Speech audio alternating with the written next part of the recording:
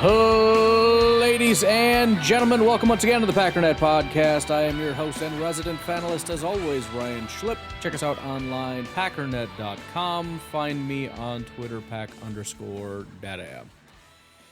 Well, I do want to get just sort of caught up on some of the news. It's been a couple days. There really still isn't a ton of news. There were trades, right? And obviously the Preston one is the biggest one, and I want to get to that. It's not really generally my intention to, critique other fellow Packers content creators necessarily, but I just as I was working on some other stuff, my NFL draft site or whatever, which I'm really enjoying, it's coming together, I just played this video from ESPN Milwaukee and just kind of going through their thought process on it, and I just don't understand their thought process in general. I mean, there are bits and pieces where I do, but for the most part, I have no idea what they're talking about.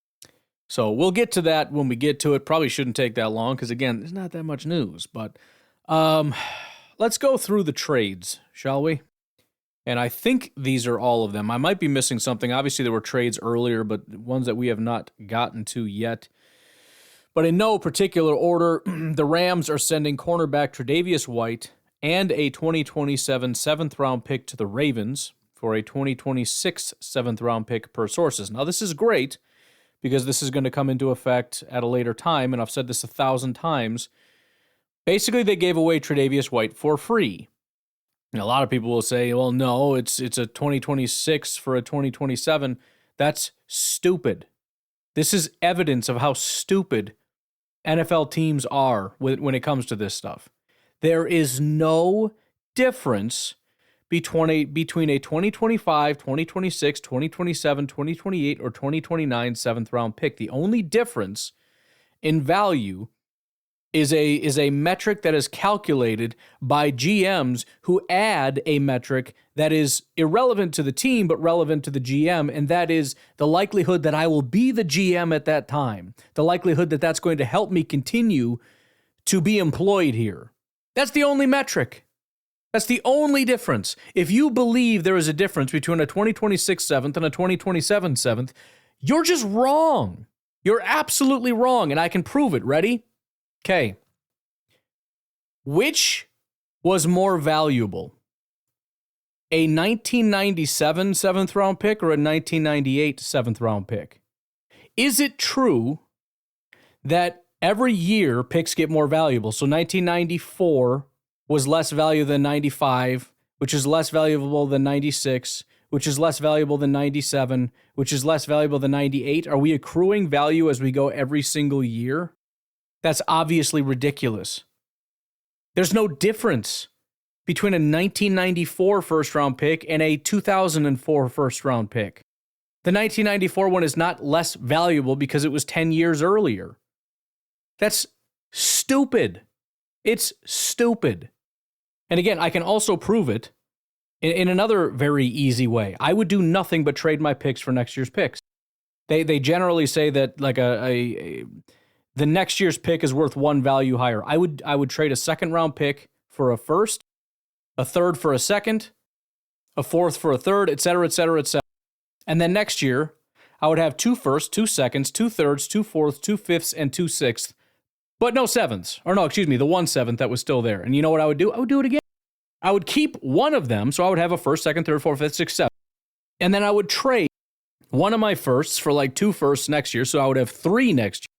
Except I would also trade a second for a first, so I would have 4 the next year. Do you understand how stupid this is? It's stupid. It's only less valuable today, but it recoups all the lost value next year, which is coming. The short-sightedness of all of this is so stupid, and I think it comes a lot into play when we evaluate things like why did we trade Preston? If we only assume what happens between now and the next couple weeks is the only thing that matters in life, then it was a stupid decision. If we have the mental capacity and emotional capacity to realize there are more periods in time than the present, there's also the past and there's also the future, and those need to come into effect when we make rational and reasonable decisions. So anyways, Tre'Davious White got traded for Literally nothing, which honestly makes sense because, as I've already said, when we looked at Tre'Davious White, I don't remember exactly the context. I think some people were kind of excited about it. That dude is terrible. He's really bad at football. The Rams also saved $1.5 million in his base salary. And by the way, according to some people, that means the Rams are no longer trying to win. They've given up. Doesn't matter that Tre'Davious White isn't good, and the fact that they're able, free up a little money for whatever it's worth. The only thing that matters is we lost a player, and that means the Rams don't care anymore, and they're giving up on the season. Continuing, via Adam Schefter, another trade. Pittsburgh is trading a 2025 fifth-round pick to the Jets for wide receiver Mike Williams, per source. Mike Williams, again, just rolling your eyes at the Jets in general. He signed with them this year and was traded away that same year. He was signed to a one-year, $2.7 million contract with the Jets in 2024. He had 12 receptions for 166 yards in 9 games. Obviously, once they brought in Devontae Adams, his role was diminished to the point of, let's see what value we can get. And to be fair, they got some value for him. I mean, you essentially paid $2.7 million to get 166 yards of production and a fifth-round pick next year. I mean, I don't know. I'd pay $2.7 million for a fifth-round pick next year, I think. I guess it's not terrible. It is just funny, though, that they bring in a pass rusher. He doesn't start till midseason. They bring in a wide receiver, and then they trade him away because they're like, nah, because we had to bring in another receiver. It's just, I don't know. But I think it all worked out in the end. Jets obviously are going to save the remaining portion of the $2.7 million, whatever that happens to be. Pittsburgh Steelers pick him up. I mean, the fifth-round pick is really the only thing that matters. The contract is basically nothing.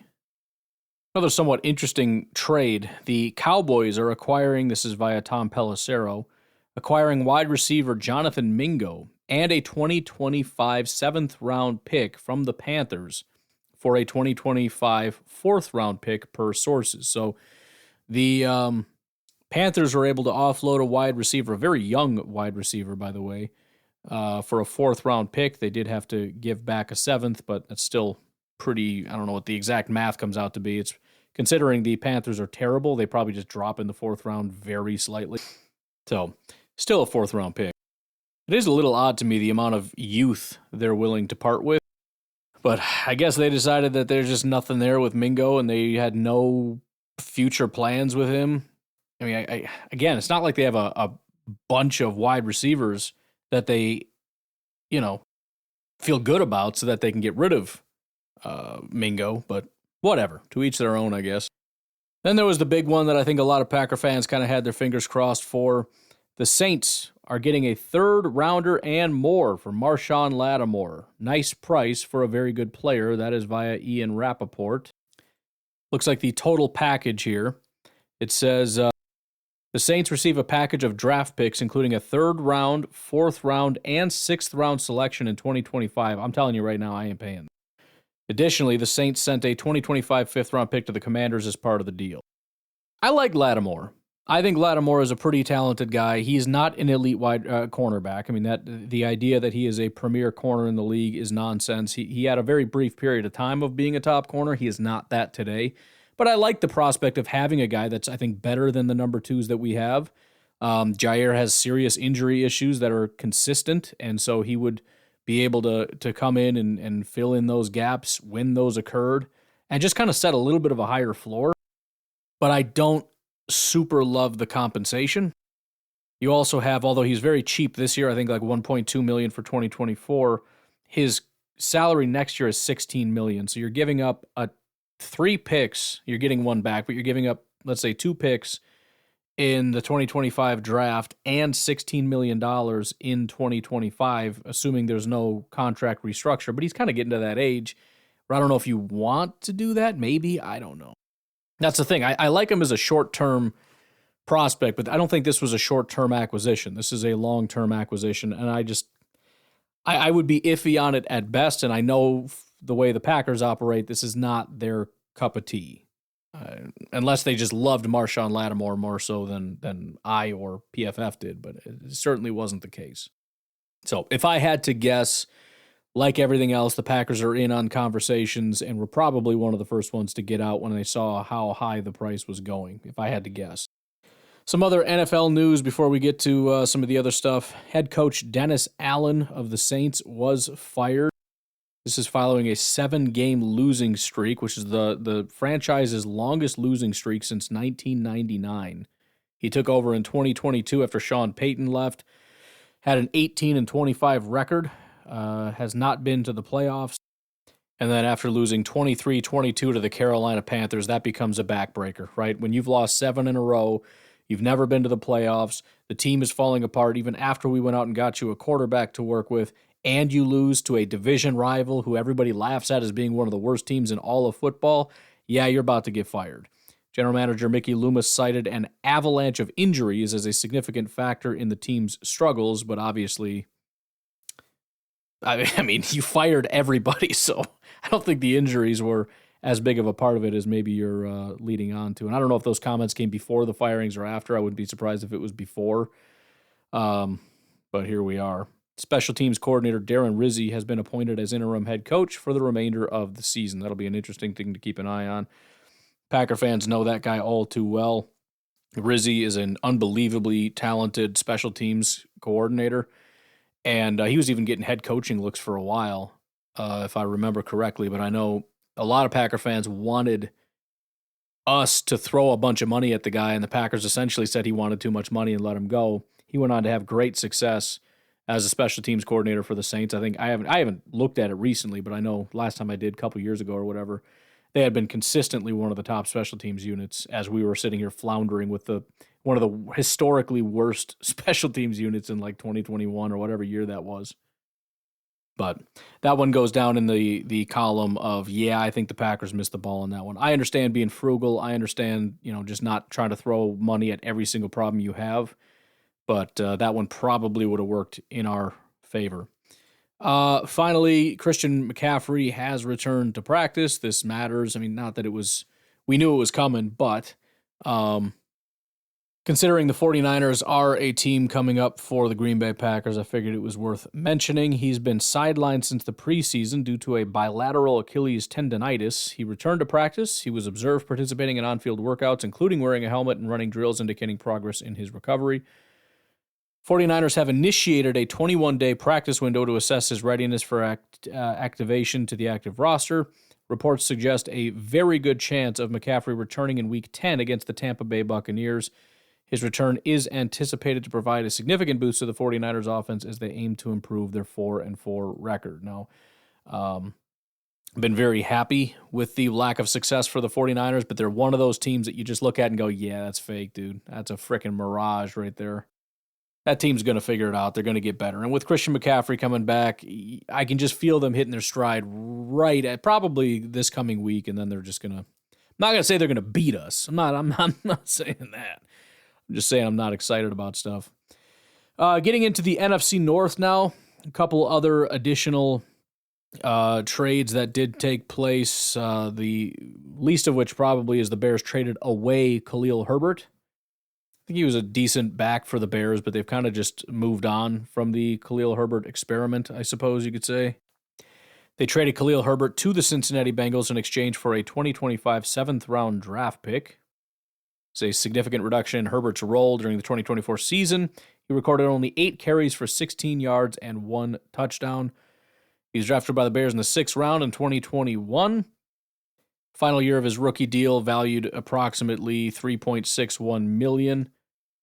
His base salary was just $1 million, so it's not a lot either way. The Bears don't get worse because they didn't really use him. The Bears didn't really save very much money. The Bears didn't really get much in return, but they got whatever they could get, and obviously the Bengals thought they could use him, so there you go. But Bears obviously are much more focused on DeAndre Swift and Roschon Johnson, which has been a pretty good duo for them. Even more interesting, though, is, let me go ahead and pull this up via Diana Rossini. Trade: the Lions are acquiring Zadarius Smith from the Browns, along with a 2026 7th-round pick in exchange for a 2025 5th and 2026 6th-round picks per sources. So Zadarius is back in the NFC North. I'm sure he's going to be very excited to see the Green Bay Packers in a couple weeks. Obviously, this has been long anticipated, not necessarily Zadarius, but the assumption was the Lions really took a hit by losing Aiden Hutchinson. Obviously, they're continuing to win, but you really start to panic not having a guy like that. And so there was an assumption they were going to do something to get a pass rusher. I was hoping they wouldn't, but they were able to find somebody. So far in 9 games with the Browns this season, Smith recorded 5 sacks and 6 tackles for a loss.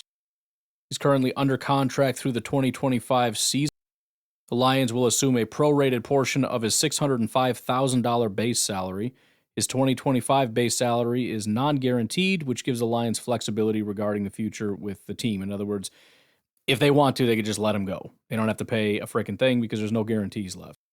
Or they could pay him, or they can give him an extension. They have complete and total freedom with Zadarius Smith and how they want to handle that situation.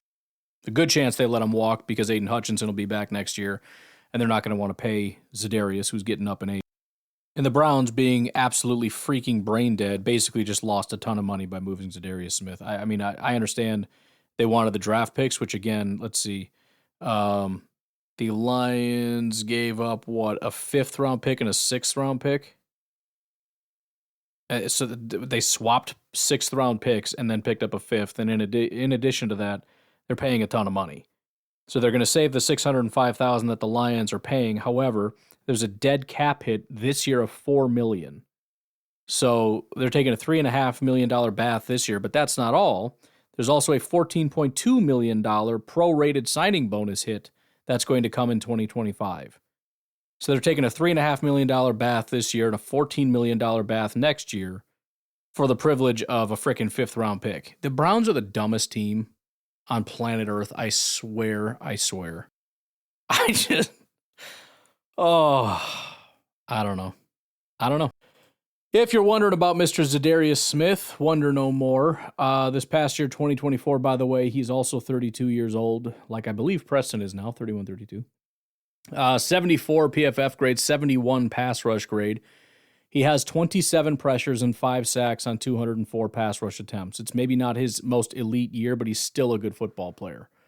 Let's do the math on that real quick. What is 27 divided by 204? That's 13%. So he's still getting to the quarterback plenty. Halfway through the season, he's on pace for 10 sacks. I mean, he's a, this isn't elite. What year was it? 2019 Zadarius Smith necessarily, or 2022 or 2023 for that matter. But he's still a solid pass rusher. So it's not Aiden Hutchinson, so we can be happy about that. But there's as much as I would love, and I would love to sit here and tell you how stupid the Lions are, there's no downside to this.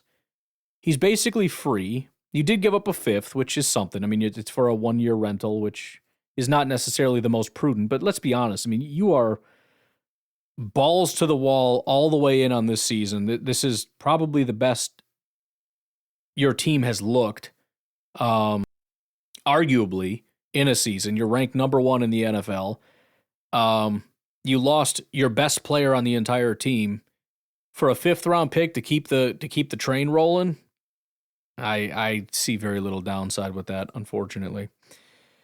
Then we got this. You know what? Why don't we take a break? We got a little bit more NFC North, mostly just laughing at the Bears and their freaking downfall. But we'll do that. We'll get to some of the Packers stuff, which there isn't much. There's one bit of news, and then the Preston thing, which we will probably spend the rest of our time talking about. We'll see how long that takes. It's going to take a while, I can tell you that. But let's take a break. We'll be right back. All right, so first of all, talking about the Chicago Bears, and I briefly talked about this, but I want to elaborate a little bit more. Following 2 consecutive losses, including a 29-9 defeat of the Arizona Cardinals, the Chicago Bears convened an internal team meeting to address performance issues and strategize for upcoming games. Now, part of this is hilarious. I just want to keep something in the back of your mind. Think about what we saw and what we have seen this year from Eberflus and his complete lack of ability to deliver any kind of a speech that has any bit of inspiration to it. Continuing on, the meeting aimed to foster open communication among players and coaches, focusing on accountability and improving team cohesion. Key topics include offensive strategies, defensive lapses, and special teams performance. So right off the bat, I understand you have to do something, But one of the issues is when you do this, you're just acknowledging all these issues. Like, hey, we need to have a meeting so that we can try to work on accountability and improve team cohesion. You're saying that there is no accountability and our team cohesion is dog crap, which may be true. I just want to be clear. That's what we're saying. Head coach Matt Eberflus emphasizes the importance of unity and collective responsibility, urging players to reflect on their individual contributions and commit to the team's success. In other words, you guys suck, man up, and do your job. Veteran players such as tight end Cole Kmet and wide receivers DJ Moore actively participated, sharing insights and encouraging young teammates. The meeting also provided a platform for players to voice concerns and suggest adjustments to the game plan. You know what this reminds me of? When the defense was falling apart and Joe Barry's like, all right, what do you guys want to do? And the player's like, I want to do this. And then Joe Barry's like, okay, we'll just do whatever you want to do. And then he completely changed his scheme to just do whatever the players felt like. And obviously that sucked because they're not freaking coaches. The Bears hope this candid dialogue will translate into improved on-field performance as they prepare for their next matchup against the New England Patriots. Because, and I understand you need to have a meeting at that point because after having watched what happened to Dennis Allen when they lost to the Carolina Panthers, you have to fully understand that if you lose to the Patriots, that may be your fate. That might be your last game, so you got to get it figured out. And look, this all kind of comes at the same time that we're seeing the issues with DJ Moore, and you could say none of them are issues, right? There's a video. It's kind of taken a little bit out of context, so I'm not going to bother digging into it too much, but it's the question was asked on a Chicago radio station, has the coach lost the locker room? And he says, I want to say no. Now, again, I think that was just him kind of mushing his words together wrong because he just went on to say, like, I want to say no, and then explained why it's no. But it doesn't feel great, especially for you don't have to say that. You could just say no, definitely not, or something to that effect. This is also the guy that just walked off the field the other day, and that's because he hurt his ankle. Yeah, I understand that. He went on to say like it was excruciating pain, so he took himself out. I don't know, man. I just struggle with it. I tend to think that he thought the play was over, and he walked out, and because he was not under serious duress. Generally, that's why it's such an unusual situation to see a player just walk to the bench and sit down. Generally, if it's that serious, you go down out of bounds to let your team know, like, I can't continue to play. You don't just walk off the field and sit down and go, nah, screw those guys. So, pretty disheartening situation with the Chicago Bears. They do have about as easy of a game as they can possibly get coming up. So you would have to assume, well, I'm not going to assume anything. They should win the game. If they don't, they suck, and there's a good chance that we may start to see some firings. Getting on to the Green Bay Packers news now, John Kuhn tweeted this out a couple days ago. Today I was notified that I am being relieved of my duties with the game, Milwaukee, and iHeartMedia. I want to thank Jeff Tyler and Tim Scott for giving me opportunities to grow as an on-air talent. I will always be grateful for your belief in me.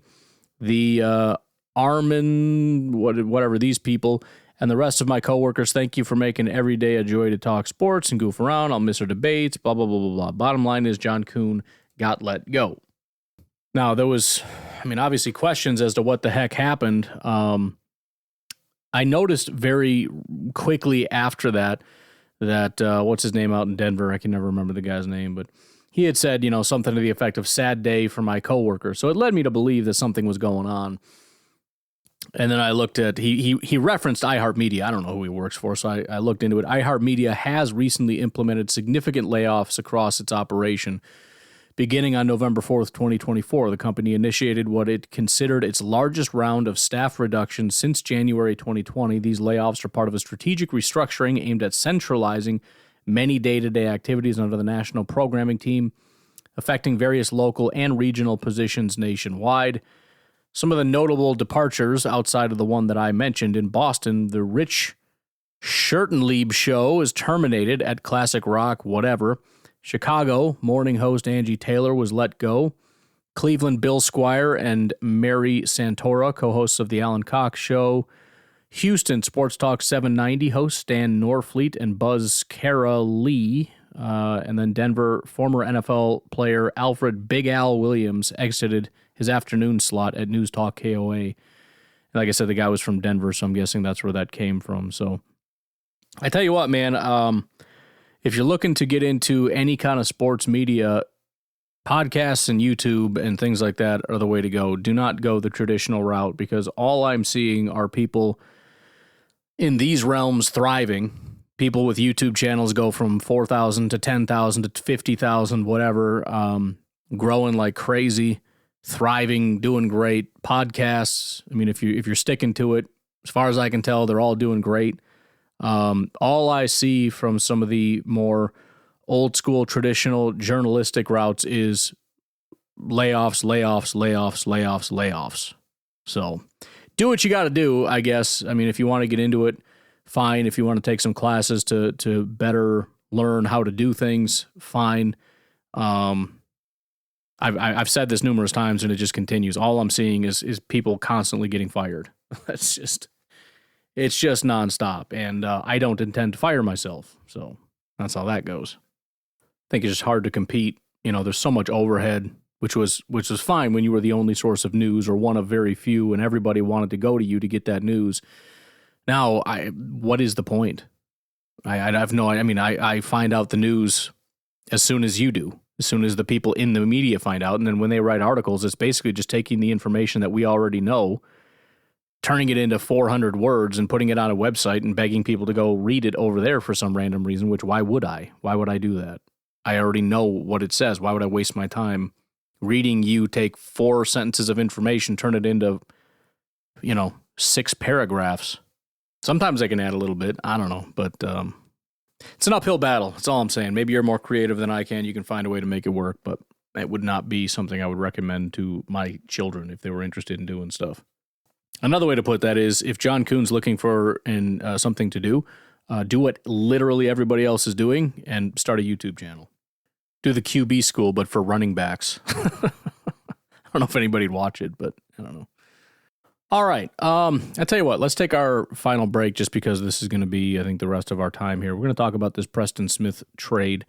In my opinion, it's an unfortunate thing. I like Preston. He's a good dude. It was a known thing. I've been talking about it for weeks, for months. Every time we talk about the trade deadline, what did I say? Preston, I always said I felt bad constantly bringing up Preston, but it just makes so much sense. So it was not a shocking thing. I think it was a thing that made sense, which is why I kept bringing it up. But why don't we'll take a break, we'll come back, and we'll talk about it. We'll be right back. November 5th, 2024, Green Bay Packers traded veteran linebacker Preston Smith to the Pittsburgh Steelers in exchange for 7th-round pick in the 2025 NFL Draft. Now, that is the majority of the information that people will take in, and I think it can be frustrating. And I to some degree, I get it.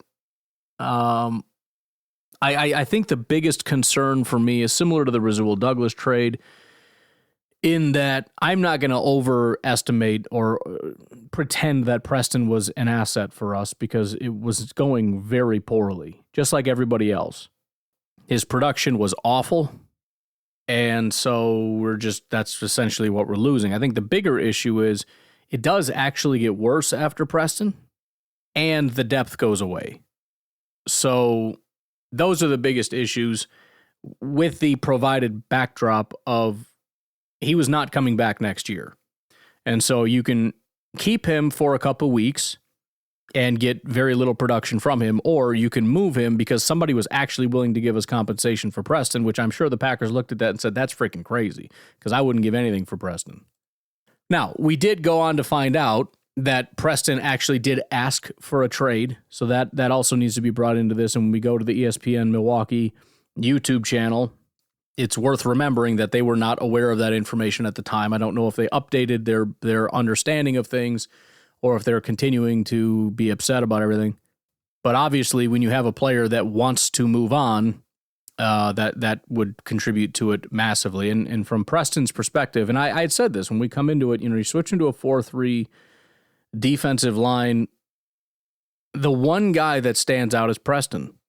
Rashawn comes from a 4-3 defense. He's familiar with it. Lucas Van Ness is familiar with it. A lot of these guys have spent time with their hand in the dirt. Preston has not. And you say, well, What about the, we played 4-man fronts before. Right, but Preston stood up, even in the 4-man fronts. They did not tell Preston to put his hand in the dirt.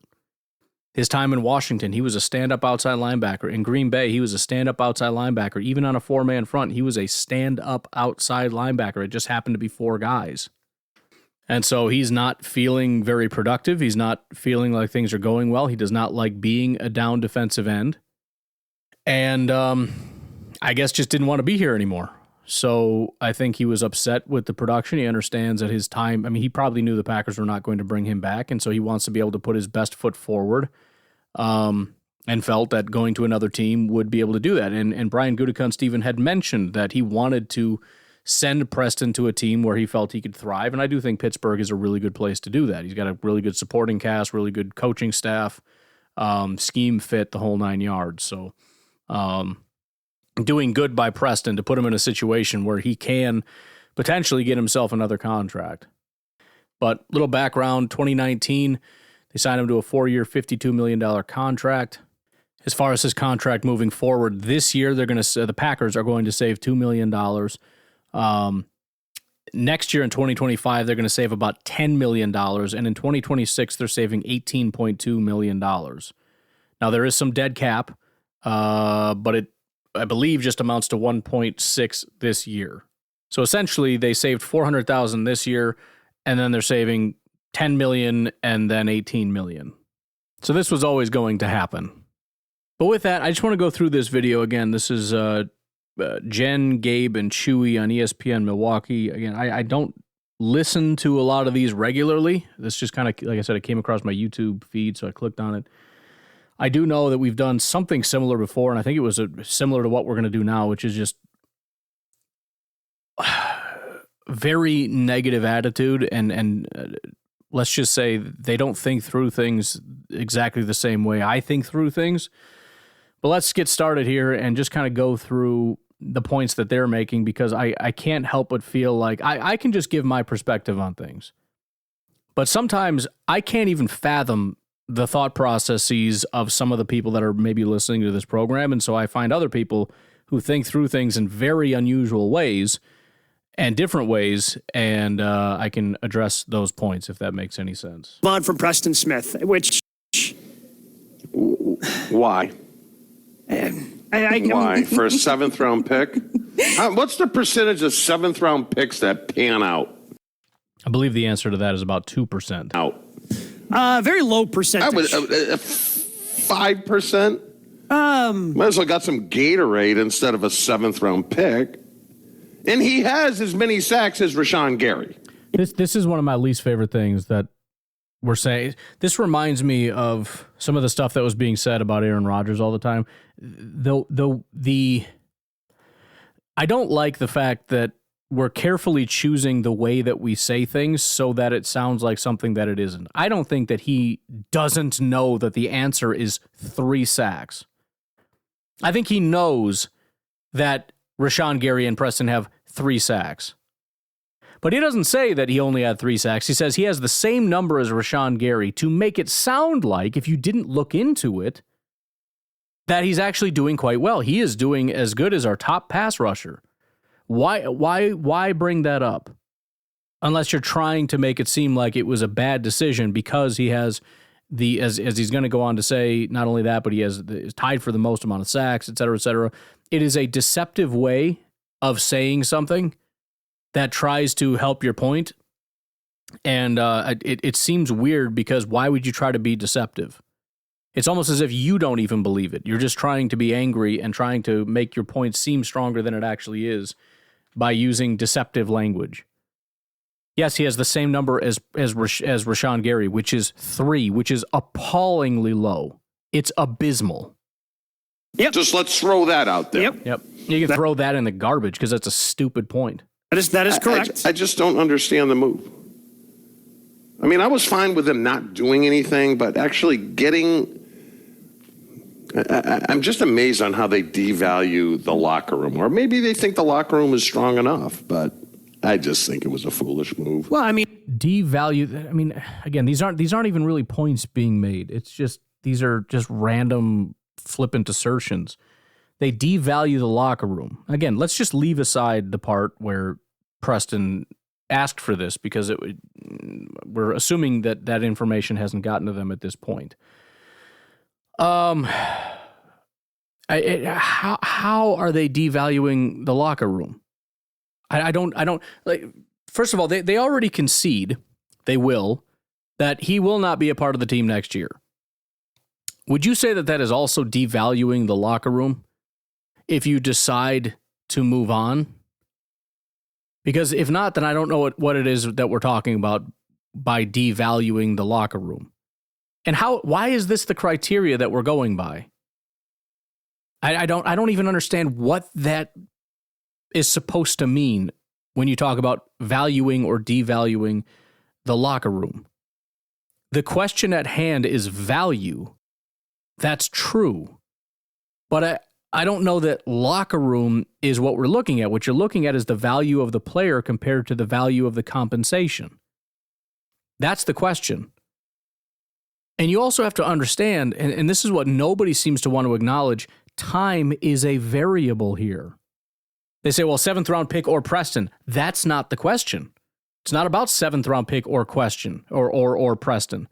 Because we're not talking about rookie Preston Smith compared to rookie 7th round pick. We're talking about, what, 2 months? 2 months of Preston Smith compared to however many years of a 7th round pick, which, by the way, let's just first of all acknowledge our starting left tackle is a 7th round pick. Carrington Valentine is a 7th round pick. Malik Willis is on this team because of a 7th round pick. Pretending that 7th round picks are useless is insane for this team right now. But beyond that, even if we acknowledge that the 7th round pick is not going to be good as good as Preston's career, that's not the question. We're looking at what is the value that Preston brings to this team over the next couple months when we acknowledge his value that he's given us this year has been almost nothing. Take his nothing contribution, multiply that over the next 2 months, and look at that value. And then take another piece of value, which is a 7th round pick, and then multiply that over however many years. Even if it's a lower value, right, but you get them for at least 4 years before you make a decision on whether they stay or whether they go. So yeah, not every player is Rasheed Walker, but not every player is a complete bust. And not every 7th round pick turns into an actual 7th round pick. Sometimes it turns into a Malik Willis. Sometimes it turns into a package to move around in the draft. You don't know what it's going to do. What you know is that Preston is not providing for you this year. You know that you have a lot younger guys that can step in and play at almost that same level. Beyond that, we got to start making some decisions about Lucas Van Ness. So he needs to be put in a position of more prominence where he can actually step up, or we just say we need to find a new solution here with Lucas Van Ness. I mean, we need to probably do it anyways to focus on edge rusher again. But we need to figure out exactly whether or not this guy is going to be it or not. But you take the contribution, which is nothing, multiply it by a very short period of time, and then look at whatever value generally a 7th round pick is. And again, using all those different variables, what do you usually get from a 7th round pick? And I'm talking about over the course of a career, right? Who's better, Carrington Valentine or Preston? Well, if we're just talking generally, like over the, like at their peaks, Preston's better. But that's not really the question. In fact, I would take Carrington Valentine today over Preston Smith today. Not forgetting the timeline. Leaving aside the fact that Carrington Valentine is young and will probably be here for a while, and Preston is old and is out of here in a matter of months. But again, we can't even begin to think critically. It's just a matter of, I don't get it. A 7th round pick. It's not worth anything. First of all, that's untrue. Second of all, Preston, you're overinflating how good Preston has been, which has not been good at all. So what are we talking about here? I don't understand. I mean, you're definitely worse today than you were yesterday. Really? Yeah. Well, how can you're not better. Well, no, but if they think that Preston Smith was an aging player that Sure. they needed to get out from under, and again, I keep seeing people say hashtag money. This was sort of a salary dump-esque move. You don't think they were going to bring him back next season? Probably not. So, No, definitely not. So stop it. well, I guess Goody is looking at it like better get something for him than nothing for him. Sure, but like to make your team a little bit worse? And you can't tell me that, the young guys are just going to step up. So that's a bunch of crap. So the coaches then who have he has played the second most snaps at defensive end for this team behind Rashawn Gary. So the coaching staff feels that he's their second best defensive end. I can, by their actions, that is a logical jump to make, right? So if they feel he's the second best defensive end, you're a worse team today. Maybe it's not appreciably worse. Right, that is exactly the point. So what are we whining about? He's a bad football player, and the guys behind him are maybe a step back from that. Maybe. Because you got to understand, we're also going to be seeing more from guys like Brenton Cox, who just are basically getting no snaps, right? And I don't know that Kingsley Enagbare is worse. I don't know that. You could maybe say that. I don't know. But so how much? I mean, you can't say you don't like the move without telling me that we actually got worse and to what degree. Because if you can't even quantify that, then you don't even know what you're talking about. You certainly can't quantify the value of a 7th-round pick because it was just compared to Gatorade. So you don't have any idea the value of a 7th-round pick. And now you're telling me you don't know the value of Preston Smith or the value gap between Preston Smith or our defensive end group minus Preston Smith. So what are we even talking about? It's like, this pile's worse than that pile. I don't know what this pile is. I don't know what that pile is, but I think this pile's better. Okay, then I'm not listening to you because you just told me you don't know the value of either pile. But you're not a better team. And if you're... First of all, I don't think they're better. But you don't know that they're not better. You've admitted that you don't know that they're not better. Well, it's because Preston's got number two. So what? So what? What does that matter? As they're going to talk about in this episode later on, the defense did get better after we got rid of Rasul Douglas. Why? Because the guys behind Rasul were better? No. But they had to make some adjustments. They had to focus more on coverage. And when you focus more on coverage, there was more time that the quarterback spent in the pocket, which helped the pass rush, and everything seemed to get a lot better all of a sudden. It was a very weird little thing that happened, but it did happen. Point is, you have no idea what's going to happen, and you've already acknowledged that there's not that big of a difference, and you've acknowledged, well, you haven't acknowledged it, but you certainly need to, that Preston was not good. He wasn't. He wasn't good. This means you are a worse team today than you were yesterday. That doesn't mean you still can't accomplish goals, but you're worse today than you were yesterday. Sure. What was worse, Rasul or this one? Well, I'm glad you bring that up, Chew, because I guess based on Gabe's position, they also got worse last year at the trade deadline, right? 1,000%. By dealing Rasul. 100%. And he obviously performed pretty well for the Buffalo Bills. That's not correct. That's a false assumption. Everybody assumes that because we saw 2 clips. Like 2 weeks, he had like 2 interceptions. Like, oh, see, we got rid of that. Blah, blah, blah, blah, blah.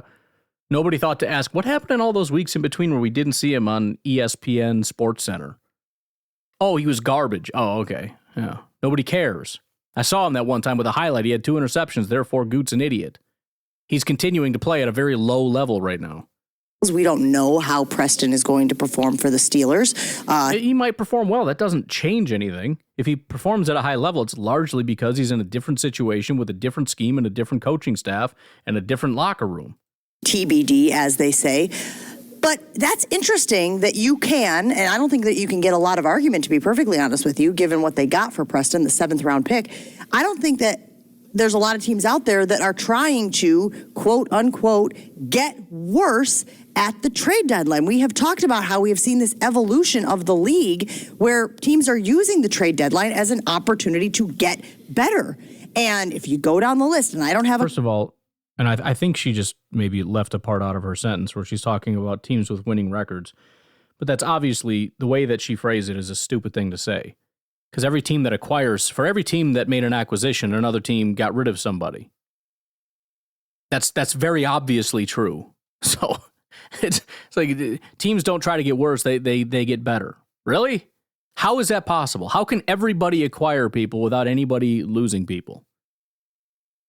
I'm just saying. But again, I'm assuming what she means is teams with winning records generally are buyers instead of sellers, which again, even that is stupid because it's not the point.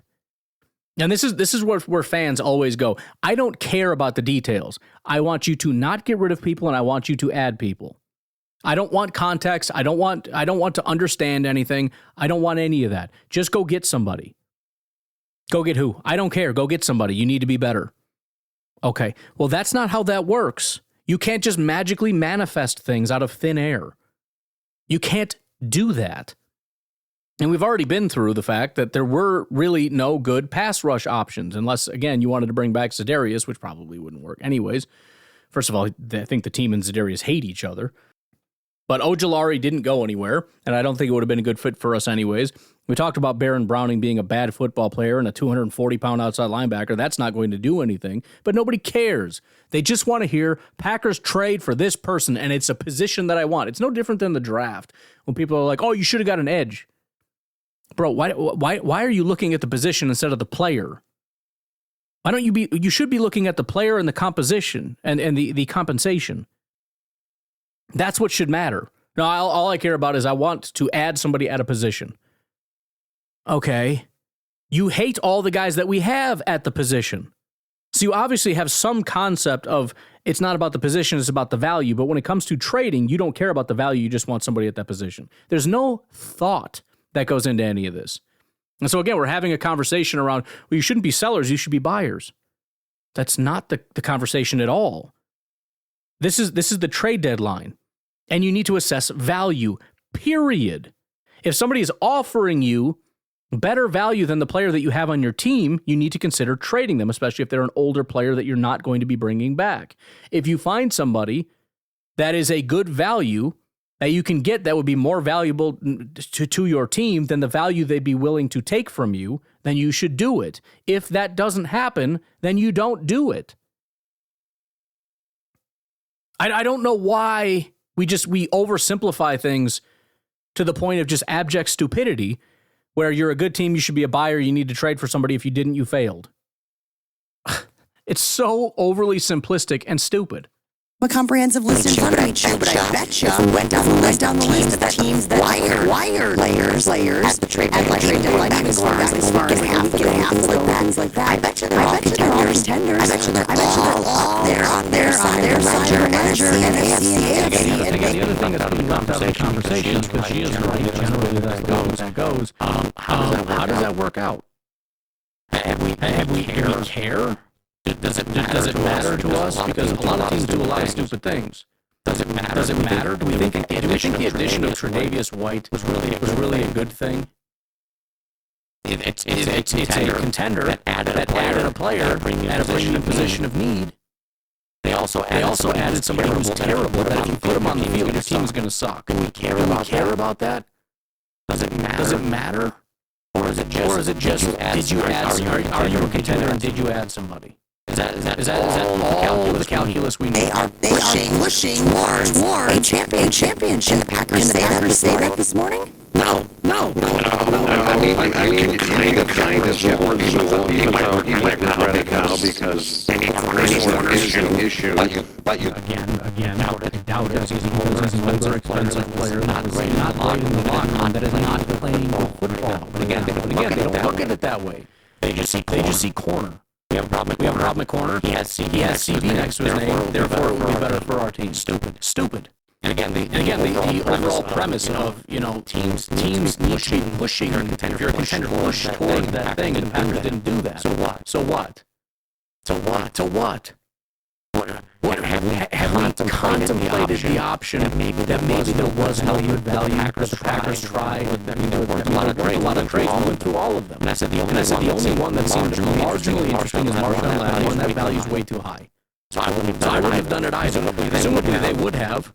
They haven't so far at least mentioned a single name that they felt the Packers should have pulled the trade around and didn't. I haven't heard a single name because it's not about the name. It's just about I want a player.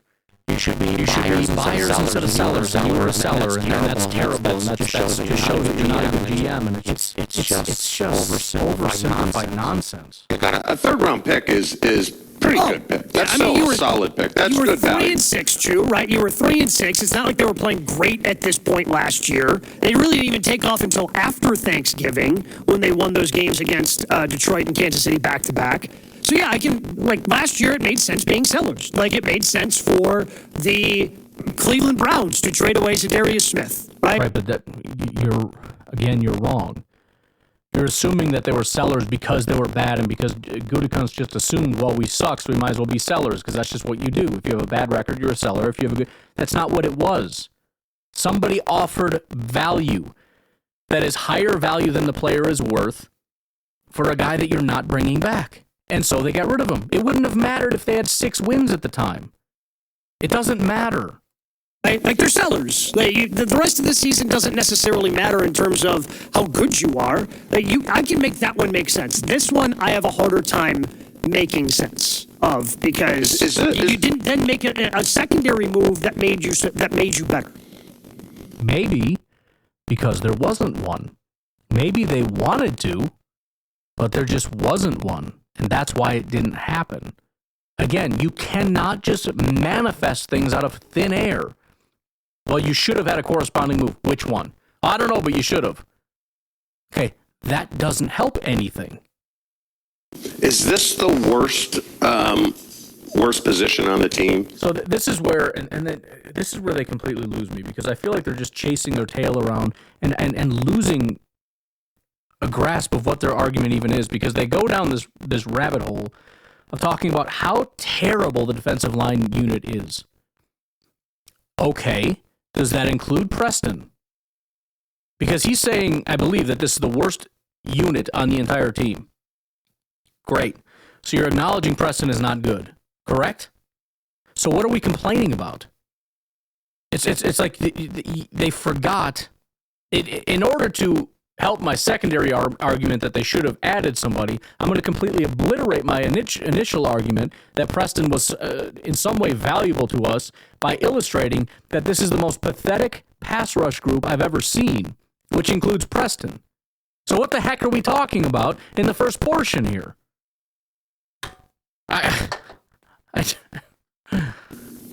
The D-line. Yes. Well, from a production standpoint, right? I think we've gone over that a number of times. So you got rid of, even though he's a guy, Yep. You got rid of a guy. Like, I would have been more comfortable them trading a linebacker, because it seems like they got some players over there and a little more depth. But I also think that they are hoping that can be a position of strength for once in, my lifetime. Again, I don't know what we're talking about.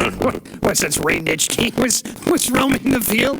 The last time the linebacker group was a strength. I'm just saying, I think they're looking around going, we finally have nailed and we finally have landed on some decent players at that position. So they're like, we're not getting rid of them now. They're making up for it. Basically what I'm saying to you is they're making up for, with this linebacking core, all of the generations before where it was, I do want to hear from Brian. I was going to say, Jen, that, what would make this linebacker group even better? Even better. Defensive line. If they had a decent defensive line in front of them, they'd shine even more. They'd be like Tampa Bay. Again, how does this help your argument in any way, shape, or form? By acknowledging that the defensive line with Preston is awful. What are you talking about? Are you pretending that if we add Preston that we're going to have a better defensive line, as you sit here and say this is one of the worst defensive lines that it's the worst position group on the field? Are we just talking to talk at this point, or what are we doing? The year they came in and beat us at home with Brady.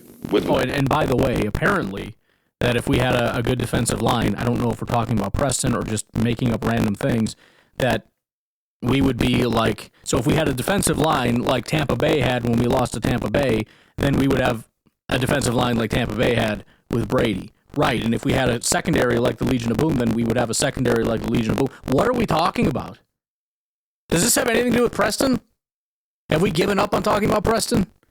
What are we talking about? Do you think we can just go out during the trade deadline and find a defensive line that is as good as what Tampa had when it was like the number one defensive line, not only that year, but over the course of several years? Teams couldn't get 50 rushing yards against them. How does this pertain to the discussion in any way whatsoever? What are you talking about? White and who's another? They had a couple really good linebackers. And look at San Francisco. Oh yeah. So I don't know. I don't know where they go from here with the defensive line. Because I think I know what Van Ness is. I think I know what Gary is. And running it back is just, it's foolish. So, again, I'm assuming we're just moving on. We're moving on from, we shouldn't have gotten rid of Preston. And the new thing we're talking about is the defensive line is awful, even with Preston. And we shouldn't run it back, which would include Preston, presumably. That would have been what we should do.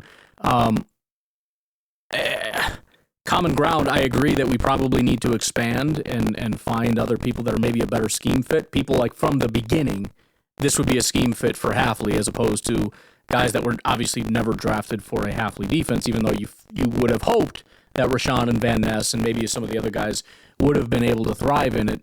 And they still may. I mean, the fact that they've given up and they're going to go on a diatribe about all the first-round picks, including Rashawn Gary, are a bust, which is just the dumbest freaking thing I've ever heard in my life. Sure.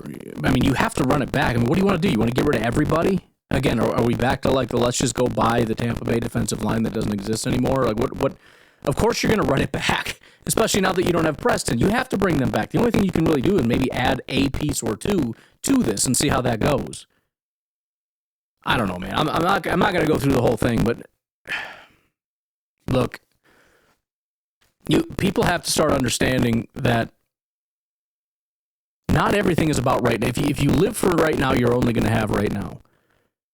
If you want right now to be the best it could possibly be, you know how you can make right now the best? Build a time machine and make good decisions in the past. That's how you make right now the best. Focus on making good decisions every time you're presented with it, and good things will happen. Again, if there's a value, if you have a $6 bill and somebody gives you a $7 bill for it, you accept. That's it. Well, what if I need the money now? Or they offer you, I can give you $10 now or $20 tomorrow. Take the 20 tomorrow. Well, but then I could get something today. Take the 20 tomorrow. If you continue to make good decisions over the long haul, you're going to be in a better position. And it's not always an exact science. Sometimes you get it wrong. Sometimes, judging value is not an exact science. But you have to some degree, determine value.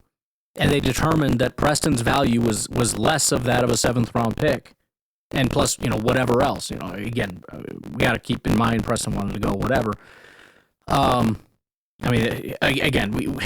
They very obviously could have just said, like, don't worry, we'll let you go after this year if they wanted to. I mean, the fact that he asked for a trade and everything worked out in terms of value.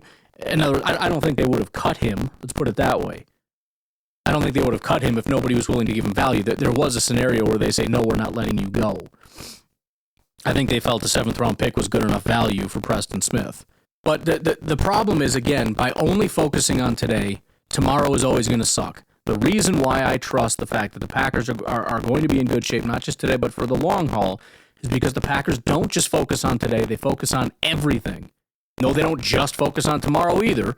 They focus on today and tomorrow. And if they have an opportunity to make tomorrow better by making today less worse than I made tomorrow better, then we're continually getting better. The other thing I don't like about this is it is the height of ingratitude to sit here and benefit from all the decisions that were made in the past benefiting the future. Simply to sit here and say, let's stop doing that and let's maximally benefit today. We wouldn't be in a position to benefit today if we weren't making these decisions. Do I need to remind you about Jordan Love and how angry everybody got because we focused on the future instead of today? We wouldn't have a quarterback to be talking about. When you make good financial decisions, how exactly do we get guys like Xavier McKinney and all the other free agents we've been able to get if we, instead of practicing good cap health management, decided to just keep and pay everybody? We wouldn't have them. The reason we have them is because we made decisions in the past to let people go. Now, again, this is not an exact science. There are certainly times where we, move on from a player. Like, for example, I think we got Tyron Hopper for Rasul. Is that a good decision? I have no idea. I mean, it's going to be hard to not be, considering, again, the amount of value Rasul is going to provide to us in the very short period of time that he was going to be here. It's not going to add up to very much. But I don't know, maybe that's a bust of a pick. The point is, it doesn't matter. It doesn't matter because as long as you continually make decisions today to benefit the future, the other thing too is it's not like they're just two identical things, today and future. They're just two different camps, and you can put it in this future bucket or you can put it in the today bucket. Because the future doesn't just mean 2025. It means 2025, 6, 7, 8, 9, 10, 11, 12, 13, whatever. I know it's not how counting works, but these things compound. If you give up today a little bit of value just for this year for something that is going to be, let's just say, a pick. And I understand 7th round is very low, but there's still some level of value there. And then you take that and you extrapolate that out over 4 years. And then you do that again and again and again. These things will begin to compound over time. The benefits of today aren't just from 2023. It's not like, well, we put some things in the 2023 bucket and everything else went in the 2024 bucket. And so now all the benefit we have today is from everything from 2023 that was put into the 2024 bucket. No, we're being benefited from decisions made toward the future in 2023, 2022, 2021, 2020, 2019. They all combine and compound into the 2024 season. And I think it's additionally frustrating. And again, I can't guarantee that it ends up working in our favor. There's a very good chance that it doesn't, that whatever infinitely small value Preston was going to provide to us is still going to be more than the nothing that we're going to get from the 7th round pick. It's entirely possible. But that's not the point. If you continually neglect things because, it's not that much. By the way, 6th round picks very rarely hit. 5th round picks very rarely hit. 4th round picks, although in Green Bay they tend to do quite well, generally not very good picks. 3rd round picks are not very good picks. The only ones that you kind of expect to provide some value are 1st and 2nd round picks. That's about it. So do we just discount everything? Again, it's that whole bird in the hand thing that most fans tend to think of. Well, that 4th round pick likely isn't going to be anything, and I know this guy can play today, so I'd rather have the guy today. But if you continually make that decision every single time, you will neglect the future. You will neglect the Rasheed Walkers and the Carrington Valentines and the Kingsley Enigbares. Because the reality is, if we look at the Rasheed Walker thing, you say, well, that's an anomaly. That's true. It is an anomaly. And I can essentially prove that. Do you know how many 7th round picks we had that year? We had 4. We had Tariq Carpenter, Jonathan Ford, Rasheed Walker, and Samori Toure. We got a little bit of value from Samori Toure. Jonathan Ford is still hanging around for whatever that's worth. Tariq Carpenter didn't super pan out. But the point is, we loaded up on 4 7th round picks, and we hit on one of them. Do you think if we just had one 7th round pick, we would have got Rasheed? No, but the point is you load up on 7th round picks and 6th round picks, and if you hit once every 25%, 10% of the time, whatever it is, the percentage seems significantly higher for Gutekunst the last several years. I know I looked it up, it said 2%. That's probably more generally true, but Gutekunst has been hitting on them. If you load up, you're more likely to end up with a good player. So, you can look at the individual pick. You could say, well, we got Tariq Carpenter from pick 228 from the Houston Texans, and we got that by trading Kadar Holman. So we traded Kadar Holman, and we got nothing for it. That's true. But you know what we got was a 7th round pick. And then we got pick 234 by trading around in that draft to get our second 7th round pick. And then we got another 7th round pick as a compensatory pick for losing Jamal Williams in free agency.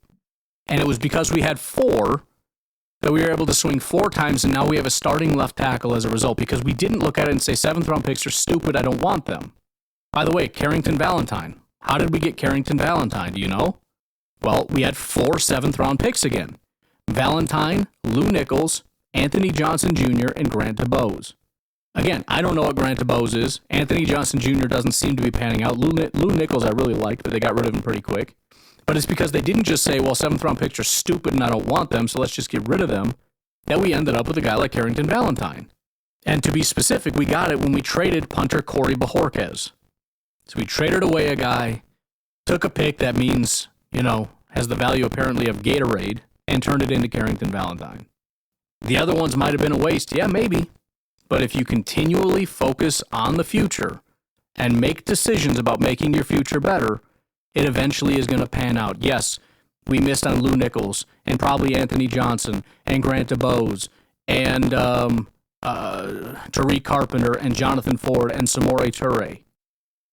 But we stacked 8 7th-round picks, and through that have a at least solid backup corner, potentially low-end starter at corner, and a really talented left tackle. So is this pick going to amount to anything? Probably not. But if we load up enough of these picks, there's a good chance that we could actually get quite a bit of value from it. Because it's not about the one pick. It's about continually making the right decisions, getting better value for worse value, and over time, turning that into value. So again, was the trade that got us Tariq Carpenter worth it? The answer is no. Was the consistent trading to acquire 7th-round picks and getting some amount of value over the course of the 8 picks, was it worth it? Undoubtedly, it was worth it. It's not even close when you end up with Valentine and Rasheed Walker. So it's not even about the individual pick. It's about making consistently the right decisions and trusting that over a period of time, you're going to end up with a better result than if you hadn't done that. So I can't promise you that we're going to be a better team over the 10 years from now looking back. Were we better or worse? I have no idea. We'll find out. Solid chance that it wasn't worth it on an individual level. But if you extrapolate that out over an entire team strategy, I'm very confident that if you continually focus on living for the short term and neglecting the long term, you will end up with a worse team. That's what I'm confident of. Again, if Preston was playing better, and let's get specific, let's look at it. If Preston was playing better, I would certainly be much more upset about it because we do have a legitimate shot to, be in the playoffs and continue whatever. Preston Smith right now is having his worst overall grade since 2020, so it's his second year here. It is his worst pass rush grade since 2020. He has 10 pressures on 171 attempts and 3 sacks. Well, it's number 1 on the team. Number 1, tied for number 1. Yes, it is. That's true. That's true. It's also dog crap. Okay? It's not good. 10 divided by 171 is 5.8%. Preston, when he was good for the team, was up in the 13% range. He's at about a third of that. This is dog crap. He can't do it. He came to the team. He acknowledged, I can't do this. This is not working. I don't want to be here, etc. The bigger concern is not, to me, Preston. The bigger concern is, Preston wasn't going to be here for the long term anyways. He's an older guy. I like Preston, all that stuff. The bigger concern is Preston came to the team and said, look, I can't do this 4-3 thing. I mean, that's why my stats are down. I want my stats down. My concern is, are Rashawn Gary and Lucas Van Ness and the rest of them thinking the same thing? I can't do this 4-3 thing. It's not working. Because that's where we're going to be in trouble. Because that's where you get to what was said by, I don't know if that's Chewy or Gabe, I don't know which one's which, but where you're saying you can't run it back. That's where it's like we need a drastic overhaul. And that's where it gets scary because you can't do that. I mean, I shouldn't doubt Gutekunst because he's done complete overhauls in a year before, but it gets to be very difficult. You start having, somewhat ridiculous, but maybe you think about it, conversations about, do you look for a trade partner for Rashawn Gary? Because he's got value, just not to us, because he can't do it.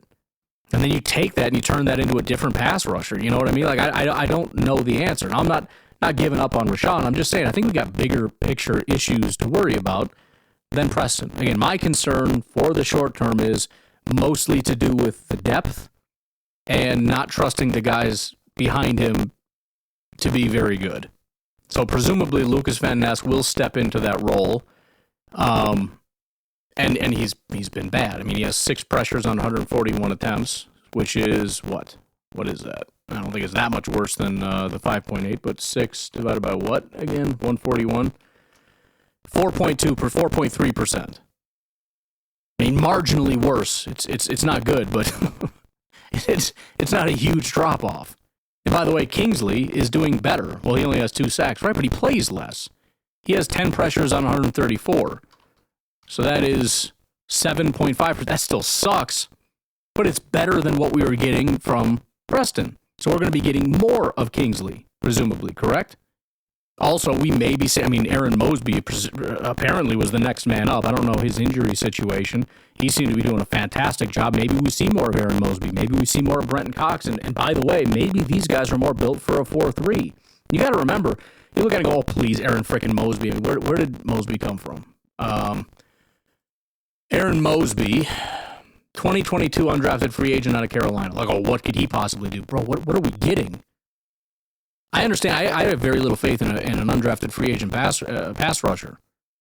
But do I think he can beat 5%? Yeah, I think there's a good chance. And the fact that if we can get him to a 7 or 8% pressure rate, that he's better than Preston Smith and Lucas Van Ness, I don't have that much doubt. Let's put Brenton Cox out there. Let's see what he can do. Maybe he's built for this. We just need to find a guy that's average.